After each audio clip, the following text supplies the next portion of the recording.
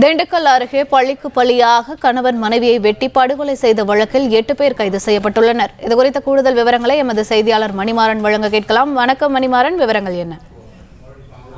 திண்டுக்கல் யாகப்பன்பட்டியைச் சேர்ந்த சேசுராஜ் இவர் கடந்த 2024ஆம் ஆண்டு அதே பகுதியைச் சேர்ந்த திமுக பிரமுகரான மாயாண்டி ஜோசப் கொலை வழக்கில் முக்கிய குற்றவாளி ஆவார்.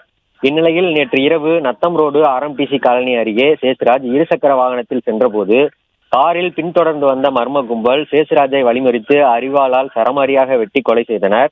அதே நேரத்தில் சேசுராஜின் இரண்டாவது மனைவி தீபிகா யாகப்பன்பட்டியில் வீட்டின் வாசல் முன்பு வைத்து வெட்டி படுகொலை செய்யப்பட்டார்.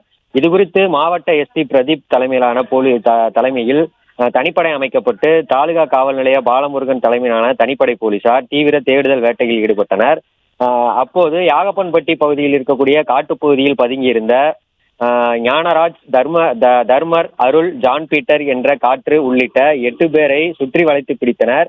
அவர்களிடம் இருந்த வாள், அரிவாள், பட்டாக்கத்தி உள்ளிட்ட பயங்கர ஆயுதங்களை பறிமுதல் செய்து தற்போது அவர்களிடம் தீவிர விசாரணை மேற்கொண்டு வருகின்றனர். பிளே ஸ்டோர் மற்றும் ஆப் ஸ்டோரில் இருந்து பாலிமர் செயலியை QR கோடு மூலம் பதிவிறக்கம் செய்யுங்கள். செய்திகளை உடனுக்குடன் பெறுங்கள்.